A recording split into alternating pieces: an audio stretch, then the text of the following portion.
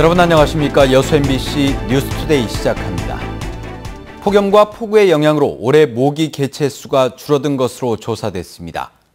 국립보건연구원에 따르면 지난달 2일부터 20일 동안 채집된 모기는 최근 4년 평균치보다 38% 줄어든 2,700여 마리였으며 폭염과 폭우 등으로 물이 마르거나 넘치면서 모기 산란도 줄어든 것으로 분석됐습니다. 보건당국은 그러나 일본 뇌염 매개체인 작은 빨간집 모기는 지난해보다 5배 이상 늘었다며 야외 활동 시 주의를 당부했습니다. 지난 주말 여수에서는 밤바다를 배경으로 불꽃축제가 화려하게 펼쳐졌습니다. 다양하고 생동감 있는 불꽃쇼가 여수의 새로운 관광 테마로 떠오르고 있습니다. 김종태 기자입니다. 바다와 맞닿은 밤하늘에 오색 불꽃이 수놓습니다. 하늘 높이 터져나온 불꽃은 다시 밤바다에 반사돼 한 폭의 그림으로 태어납니다. 불꽃이 터질 때면 빠르고 경쾌한 음악이 어우러져 더욱 특색 있는 볼거리를 선사합니다. 지난해에 이어 두 번째로 화려한 불꽃축제가 여수 밤바다를 물들였습니다. 갑작스러운 폭우로 하루 연기된 불꽃축제에는 20만 명이 넘는 관광객이 몰렸습니다. 여수 오니까 더 이렇게 가까이서 볼 수 있어서 너무 멋있었고요. 너무 화생적이었어요. 더 노래까지 나와서 감성적이어서 좋았고 여수에서 볼것도 많아가지고 아쿠아리움도 있고 볼 게 많아서 좋았어요. 여수의 밤 그리고 별이라는 주제로 열린 이번 축제는 지난해와는 달리 라디오 생중계로 불꽃에 담긴 의미가 생생하게 실시간으로 전달됐습니다. 불꽃쇼도 다양한 멀티미디어를 활용해 생동감 있게 연출됐습니다. 미처 축제 현장을 찾지 못한 시민이나 관광객들에게는 유튜브와 페이스북으로 불꽃 현장을 제공하며 한여름밤의 추억을 만들었습니다. 전국적으로 최고의 관광 트렌드로 자리 잡은 여수 밤바다. 밤바다 불꽃축제가 5만여 발의 불꽃 속에 여수를 대표하는 여름 관광 테마로 새롭게 떠오르고 있습니다. MBC 뉴스 김종태입니다. 광양시가 백운산에 대규모 산림복지단지를 조성합니다. 광양시는 옥룡면 추산리에 모두 250억 원을 들여 산림문화와 휴양, 치유시설 등을 담은 종합산림복지단지를 조성하기로 하고 산림청에 복지지구 신청에 나섰습니다. 광양시는 다음 달 산림복지지구로 지정되면 토지 매입과 실시 설계 용역을 거쳐 오는 2021년까지 복지단지 조성에 나설 계획입니다. 광양시는 산림복지단지가 조성되면 이미 조성된 휴양시설과 함께 새로운 관광자원으로 활용가치가 높을 것으로 기대하고 있습니다. 순천시가 음식점 위생 등급제를 적극 확산시켜 나가기로 했습니다. 순천시는 위생 등급제에 참여하는 업소에 대해 식품진흥기금을 활용한 시설 설비 개보수 자금 융자 지원을 우선하고 위생점검도 2년간 면제하는 등 다양한 인센티브를 주기로 했습니다. 위생 등급제는 위생관리가 우수한 업체에 등급을 부여하는 제도로 현재 순천 지역은 음식점 4곳이 참여를 신청했습니다. 대한민국 임시정부가 전남 한평에 고스란히 복원됐습니다. 광복절을 앞두고 한번 방문해보는 것도 좋을 듯합니다. 김윤 기자입니다. 한평군 신광면에 복원된 중국 상해 임시정부 청사입니다.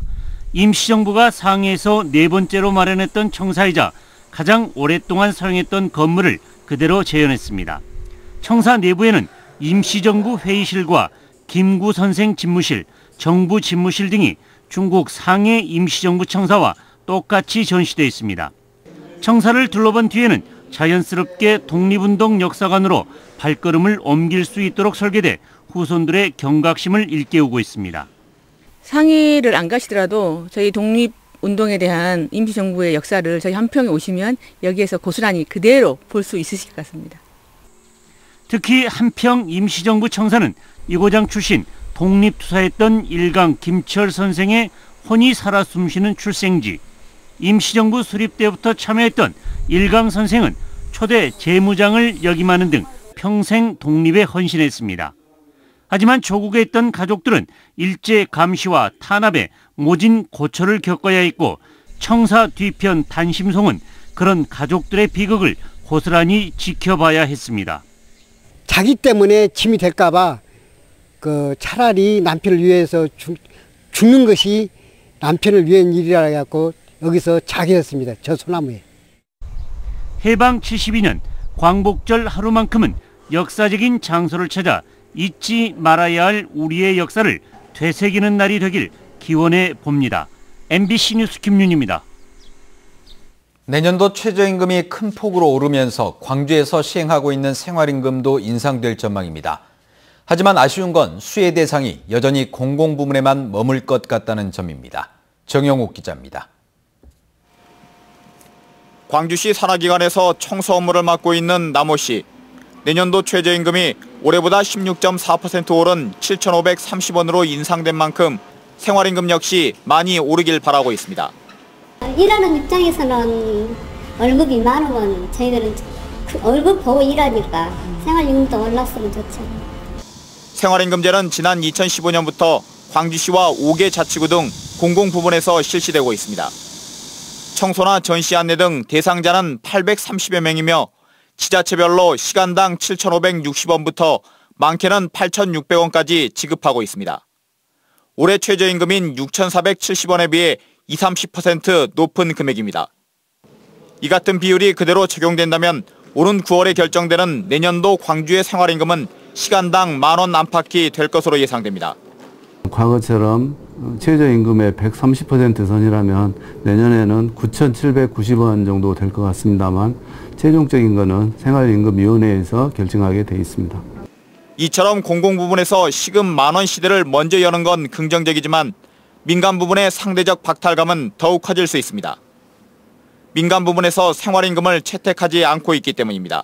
생활임금이 훨씬 높기 때문에 그게 적용이 되지 않고 있어서 상대적인 박탈감이 꽤 크다고 말씀을 드릴 수 있겠습니다.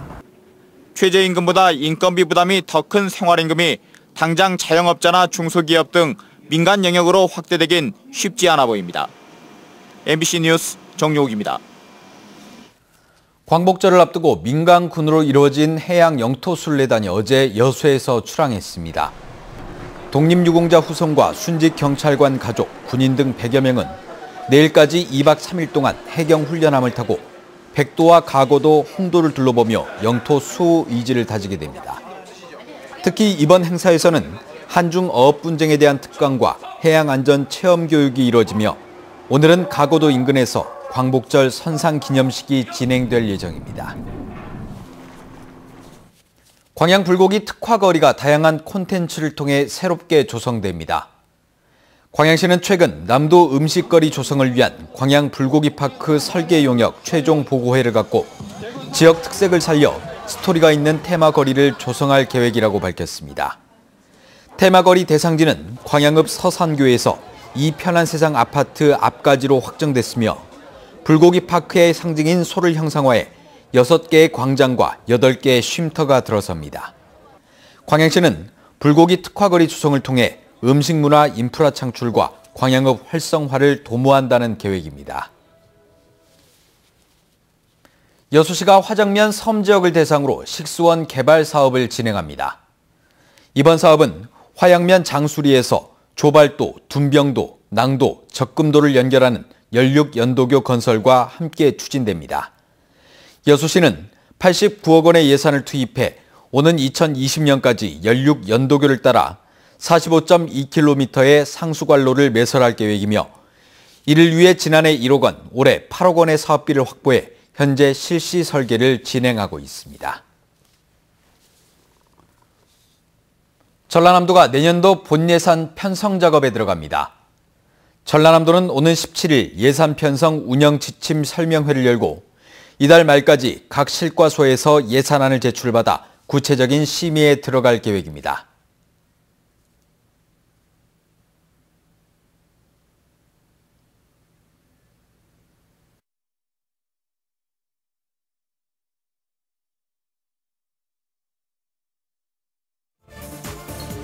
척수암 투병 중이었던 배우 윤종아 씨가 MBC 주말 드라마 당신은 너무합니다로 연기 활동을 재개했습니다.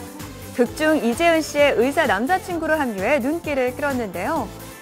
앞서 윤종아 씨는 지난 2015년 드라마 이브의 사랑을 촬영 중 척수암 진단을 받아 안타까움을 샀었죠. 그간 항암 치료를 받아온 윤종아 씨는 다행히 지난해 완치 판정을 받았다고 합니다. 레드벨벳이 이달 걸그룹 브랜드 평판에서 1위를 차지했습니다. 레드벨벳의 신곡 빨간 맛이 국내외에서 뜨거운 반응을 얻으며 1위에 오른 것으로 분석되고 있는데요. 이어 2위는 소녀시대가, 3위는 트와이스가 차지했습니다. 지금까지 연예투데이였습니다. 네, 월요일인 오늘 대부분 지방에 비가 내리고 있습니다. 현재 서울 등 수도권의 경우는 비가 소강 상태를 보이고 있지만 남해안과 제주도를 중심으로는 강한 비가 집중되고 있는데요. 조금 전 흑산도와 홍도에 내려졌던 호우특보는 해제가 됐지만 경남 일부 지역으로는 호우주의보가 확대가 됐고요. 전라도의 섬지방을 중심으로는 시간당 50mm에 달하는 장대비가 쏟아지고 있습니다. 이번 주 내내 비가 꽤 길게 이어질 걸로 보입니다. 먼저 모레까지 예상되는 비 을 보시면 강원 영동과 호남, 경남과 제주도에 최고 150mm, 전남 해안지방으로는 200mm가 넘는 호우가 예상되고요. 그 밖에 충청 남부와 경북에 120mm 이상, 수도권과 영서, 충청 북부로도 20에서 60mm가 예상됩니다. 충청 이남과 제주도로는 국지적으로 강한 비가 쏟아질 수 있어 피해 없도록 조심하셔야겠습니다. 오늘 전국에는 비가 오겠고요. 곳곳에선 소강 상태를 보이기도 하겠습니다. 또 해안가를 따라선 바람도 무척 강하게 불겠는데요. 특히 동해안에서는 너울성 파도에도 조심하셔야겠습니다. 현재 기온 보시면 서울 23.5도, 대구가 21.4도를 보이고 있는데요. 한낮에는 서울 27도, 전주 26도 등 비가 오면서 대부분 30도를 밑돌겠습니다. 비는 주 후반까지도 곳곳에서 계속될 걸로 보이고요. 낮더위도 주춤하겠습니다. 날씨였습니다.